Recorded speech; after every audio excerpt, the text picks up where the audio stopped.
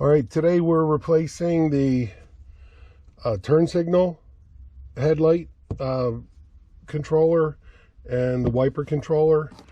Problems with mine with the wiper controller, my rear wiper just never seems to turn off. I got to jiggle it like crazy. And I started getting a weird problem with my turn signal. When I hit my right turn signal, occasionally it will turn on the left signal for one flash. And that's kind of dangerous. But with the turn signals, if yours is flashing pretty rapid, you probably have a bulb that's burned out, or the pins on the connectors in the rear tail lights sometimes heat up and then recess, sink in, so you get a bad connection. So we're going to start with the removing the cover over the column. This is a 2008 Jeep Liberty, which is the same as the Dodge Nitro from 2007 to I think 14 or 12. And these turn signals are used in a lot of the other Jeeps too, so you'll have to check the part number online with your make and model. I'm not going to quote that. And all the other assemblies should be pretty similar to replace. First, we go up underneath, under the column, and you can see there's 3 places where screws are. One holds the case together, and the other holds the case in place. So I'm going to remove those screws now and pop that off. So I removed the plastic cover, and if you look, there's a couple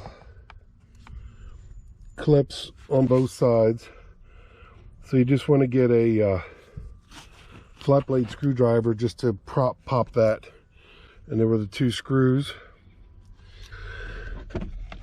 So the other thing you have to do too is pop the lower shell. You want to your tilt column, you want to release that so you can pull it down. It gives you more to work with. And then when you pop your column, this is soft plastic, so you peel it away over top your lock. And once you get to it, you'll see there's a screw in here, and then another Phillips screw on this side. So we can undo those screws. You can see there's connectors on the back, which are just pinch to release. But these should slide out. So after I remove the screws, each one should slide to the side. All right, so now that we have both screws out, we squeeze and release this. And here's another clip.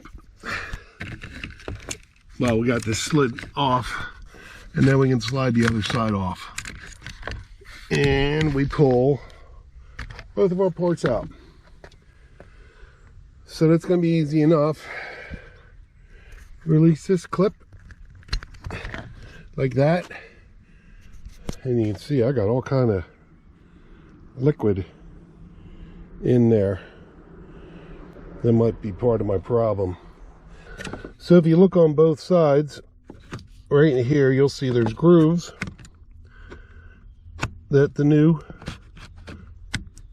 controllers just slide right into. And then the same on the other side, right in here. So you just slide them into place, screw them down, reconnect your wires. Make sure when you have this plugged in that you have your headlights turned off, because if you have them in the on position, when you connect it, your headlights will turn on. And also make sure when you have this wire that you tuck it under this tab, just so that no wires will get pinched. Your connectors are on tight and it's all tucked away. And then put the column pieces back on and you're good to go. And that should be all there is to it. I hope this helps you.